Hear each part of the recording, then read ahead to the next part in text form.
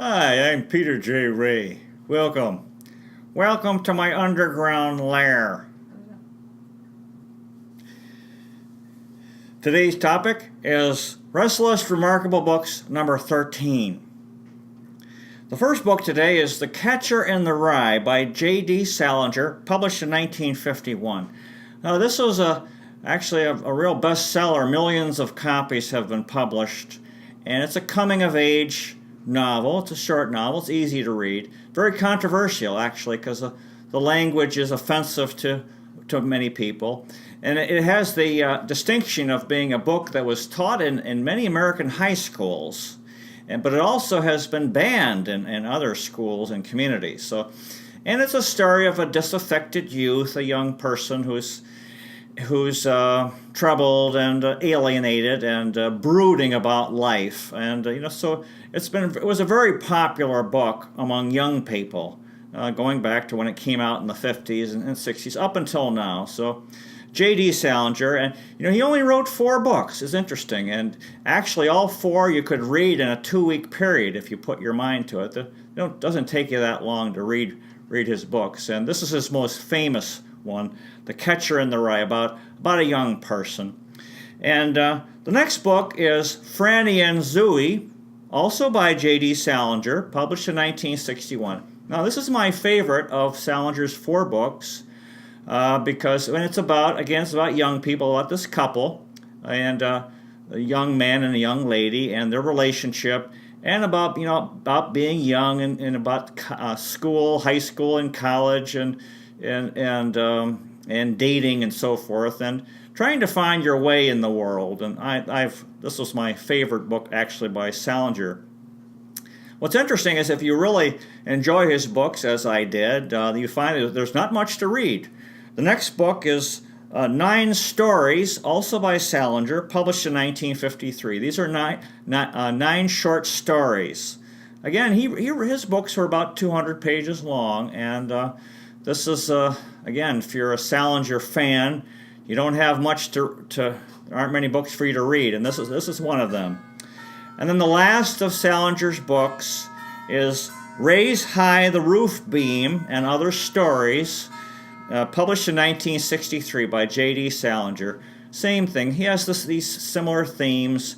What's interesting is, he was able to do so well with these 4 books that was, he made a lot of, he stopped writing, and I guess he didn't want to write. He became very famous also. He became somewhat of a recluse. He didn't want publicity, and he'd lost his privacy, and he figured, and he didn't need to write any more books because he already had plenty of money from these 4 books. It's kind of interesting how that worked out. So J.D. Salinger just died in the past year or so, and so his books are pretty easy to read, and they're entertaining. He's a smart fella, a real smart guy, and creative, and sort of really captured well a young the sort of the culture of young Americans back in the 50s and 60s, and he's, like I said, he's a controversial author because of the language that he used.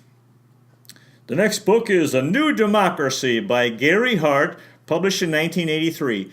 Gary Hart was a presidential candidate in the 1984 presidential election. And at the time, I was a young man. I became a very strong supporter. And he seemed to be, he was charismatic and a very smart fella. And I really thought, he presented himself well. And this book is about his ideas that he had that he presented in the 1984 U.S. presidential campaign. And actually, early on, looked like he might get the nomination, but he faded. Walter Mondale was nominated by the Democratic Party, so Hart wasn't nominated. And then, of course, Mondale lost in the general election against Ronald Reagan. Then 4 years later, Hart was planning to run again and was all geared up to run for president, but he was a womanizer. He was a married man, and but he was having these affairs, so that really curtailed really prevented him from becoming president. And he didn't have the charisma of Bill Clinton 4 years later to overcome, his marital infidelity. But anyway, Gary Hart, I thought was a very promising politician, and who caught my attention. And this was the book that I read when I was enthusiastic and hoping that he would become the next president of the United States, which, of course, did not happen. The next book is Prized Possessions by Avery Corman, published in 1991. Again, he's the author of The Old Neighborhood. Now, this book chronicles the chronic college campus problem of date rape. Where a young man, young lady are out on a date, and the woman ends up getting raped. It's a terrible thing, and it really gets into a cultural problem of young men, and where they think, they want to have sex with a woman, and they don't even know who, and it's a cultural problem, and it's something that needs to change, because this is a very painful topic of rape. When women are raped, it's an act of violence, and we're supposed to love each other and have respect for each other, and hopefully sex is something that takes place between two people who love each other. It should be consensual, hopefully in married life. And then, so rape is really a terrible. It's an act of violence against a woman, and you're hurting her. She's being hurt. It's a terrible thing. And young men, they have these ideas. They think, they want to go out and have sex, and so it comes back to this cultural problem that young men have this very ignorant idea, because the whole idea of what they're doing is a violation of the principle of life, that we should respect each other. And so it's good that Avery Corman wrote about this, because it's something we have to change. You've seen in the news recently, there have been these issues of sexual allegations against powerful men, that they're sexual misconduct and sexual abuse of women, and they've lost their jobs. They've had to resign. And actually, it's a good time. It's good that this is coming out, because we all need to shape up. We need to behave, and men and women need to respect each other, and powerful people should respect the people under them, whether they're men or women. So this is an interesting topic, and it's we have to change. We have to become better. We have to have good character and have respect for each other. The next book is The Iowa Baseball Confederacy by W.P. Kinsella, published in 1986. This is an amazing book. It's a baseball book, and it involves time travel back to 1908, when the Chicago Cubs won the World Series. And of course, they had their long title drought that ended here last year when they played the Cleveland Indians. Anyway, so in this is a time travel story where he goes back to 1908 and the famous double play combination of Tinkers to Evers to Chance. I think Tinkers was the shortstop, Evers was the second baseman, and Frank Chance was the first baseman. This famous double play combination. And in this story, they play a 2,000 inning game. Just imagine this W.P. Kinsella had some imagination.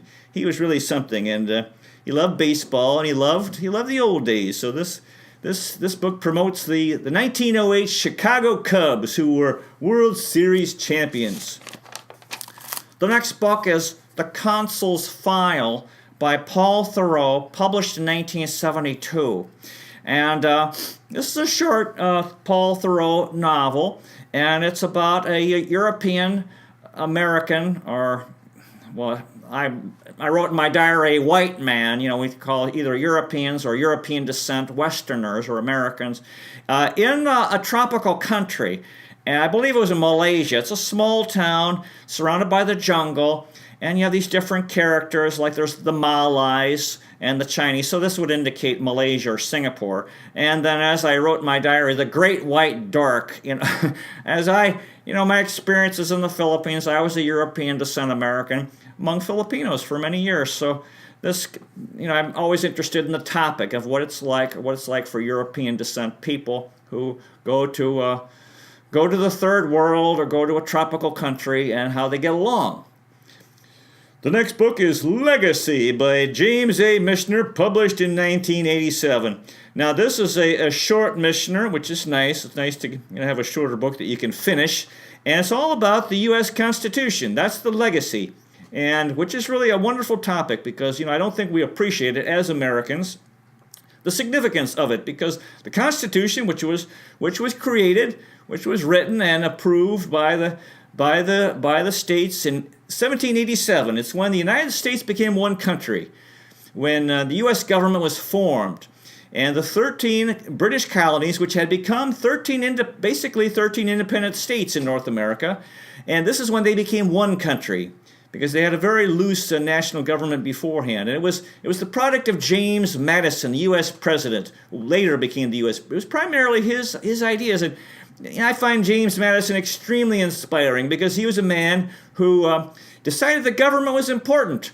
And so he read everything he could about government, going back to the ancient Greeks and Romans and European countries. And people have been puzzling over how you can have good government. People have always been fed up with kings and dictators who've been abusive and so forth. So, and then Madison took all this learning, and then he was the driving force in the organizing the Constitutional Convention and what actually happened, the creation of the Constitution. So it just shows you that reading books, is important, because the U.S. Constitution, which is the backbone of the United States government and the organization of the 50 American states into one country, it all came about mostly because of one man and his dedication to learning, in this case, about government. So it's wonderful that James A. Michener, who is this father figure to me, wrote this wonderful book about the U.S. Constitution.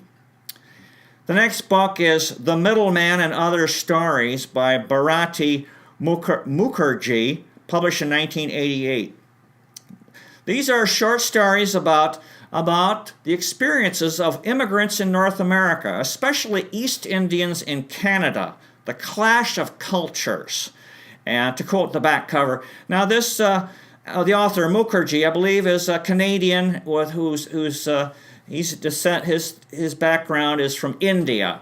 Either he or his parents were immigrants from India, and I find it's a fascinating topic. When cultures, you leave your country and go to another country, and then you have your own way of thinking, and you have to adapt. Because I went through this in the Philippines, and it's interesting. Because America, Canada, these are countries of immigrants where people came, and traditionally they would lose most of their culture, because that's how it was. But now people have a tendency to try to keep their culture more, and they can actually more easily because of television and they can communicate back with their countries through cell phones and so forth. So this is a very interesting topic, because this is how the world is.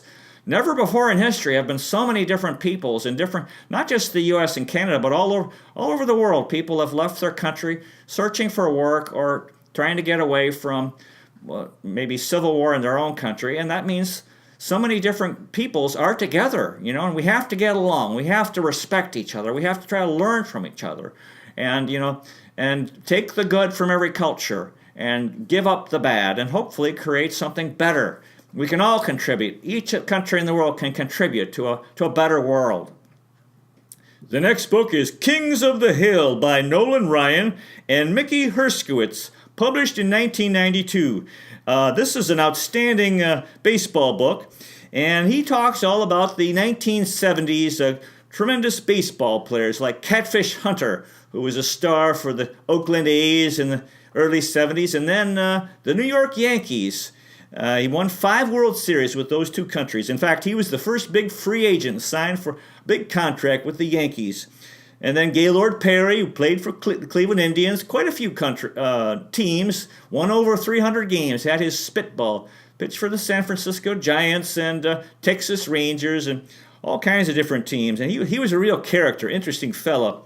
And then Mark Fidrich, who was a phenom, I believe I saw his first game on television, and he just really was a one-year wonder. And I think he started the All-Star team and had a tremendous year, but then he hurt his arm, and that was about it. And I think he died a few years ago. He was a funny guy. He talked to the baseball. He had this long curly hair, and people thought he looked like Big Bird from Sesame Street. He was an interesting fellow. And then Jim Palmer, who was the great pitcher for the Baltimore Orioles, tremendous player. Phil Niekro, who also pitched for Cleveland, had a knuckleball, won more than 300 games. Al Raboski, who was a relief pitcher. They called him the Mad Hungarian. And then Raleigh Fingers, who had the handlebar mustache, played for for the Oakland A's and then the Milwaukee Brewers. So this is a fine baseball book. The next book is Flappers and Philosophers by F. Scott Fitzgerald, published in 1920. This is a short story collection of stories written by Fitzgerald. Some of the titles include The Jazz Age, of course that was his era, jazz music, about flappers. Flappers were young ladies who were rebellious and not living the traditional lifestyle of staying at home and being married and raising children and cooking and cleaning. They were out trying to have a good time, cutting their hair short and dancing, smoking cigarettes. This is back in the 1920s. Another story is called The Four Fists. Another one was Bernice Bobs Her Hair. See, traditionally women would have long hair, and actually cutting their hair short was a sort of a symbol of independence, that they were modern women, independent women. Another story was Head and Shoulders, and then The Offshore Pirate. So these are short stories by the wonderful author F. Scott Fitzgerald, who really chronicled life in the United States in the 1920s. The next book is The New Season by George F. Will, published in 1988.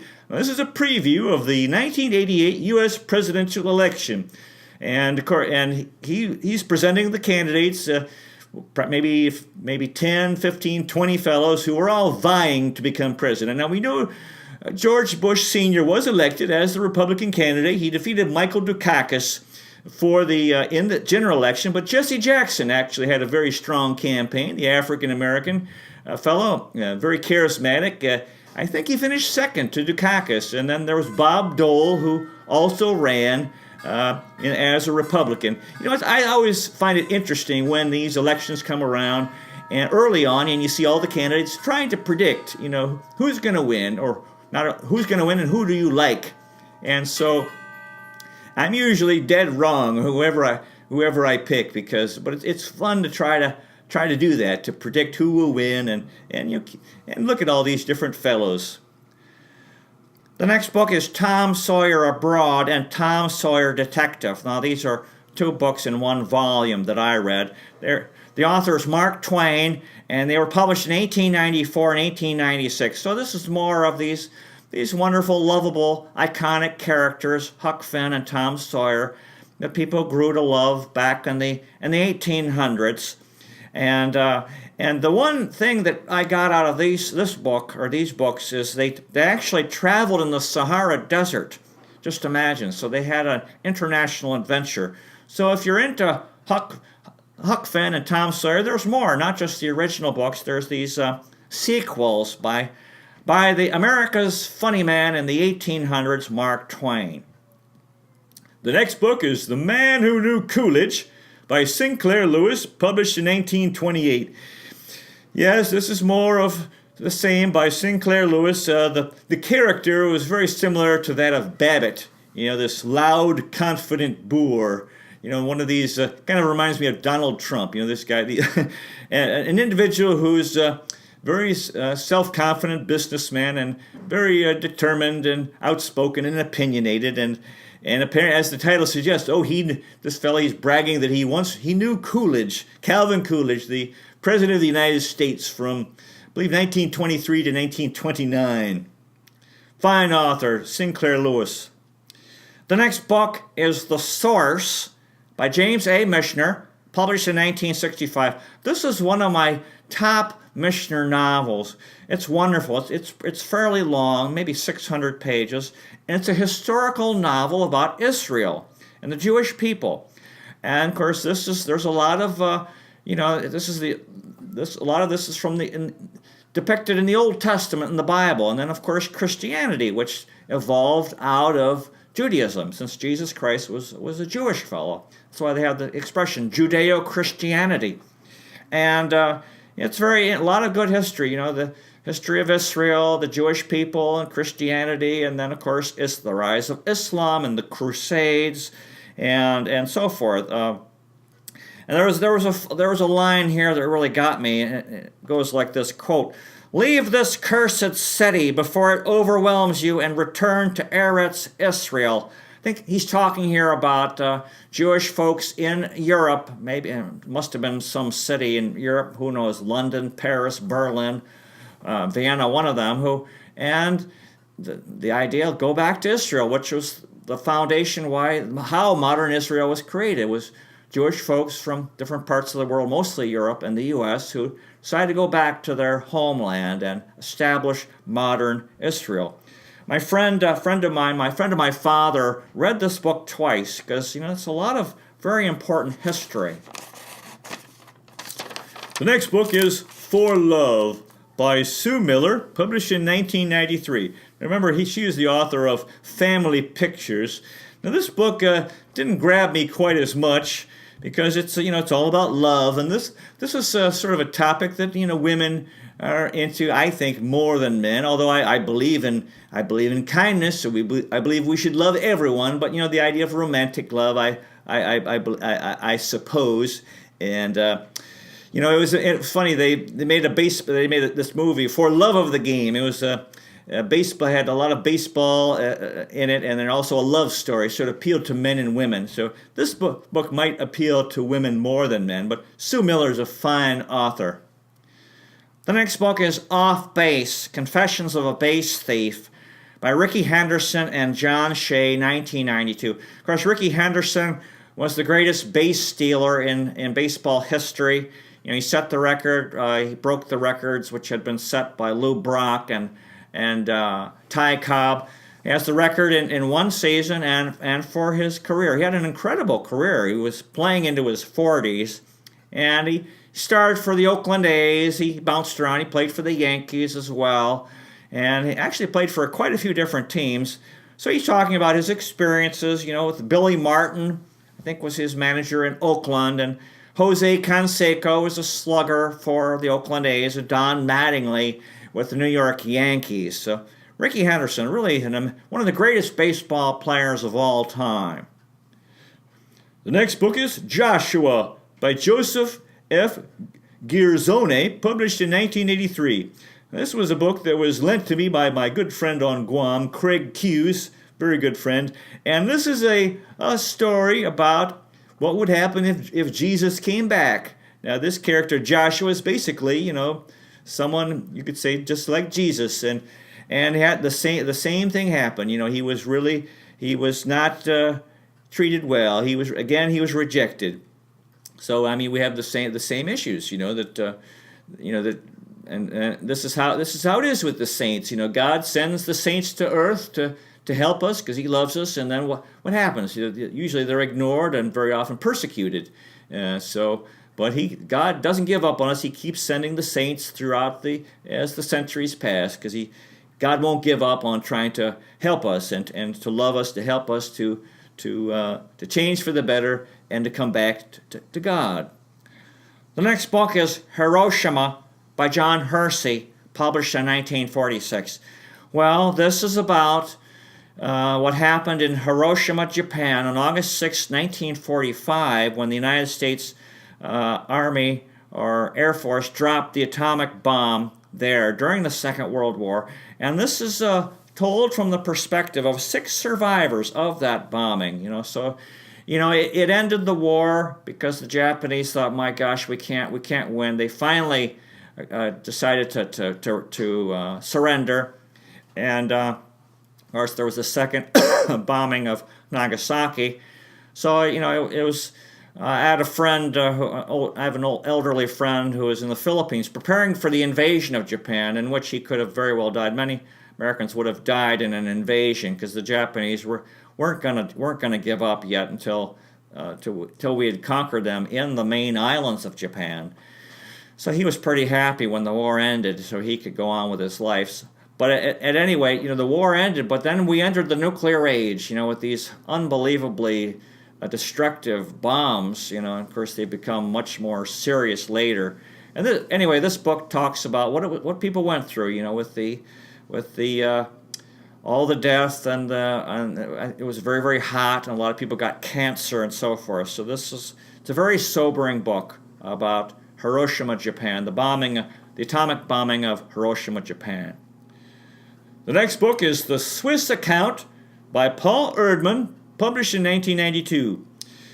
And this book, again, Erdman is the author of financial thrillers, And this is a book that takes place a novel set during World War II, and it deals with Swiss arms shipments to Germany. In other words, the Swiss were supplying weapons to Nazi Germany. Switzerland was a neutral country in the Second World War, and Germany never invaded it.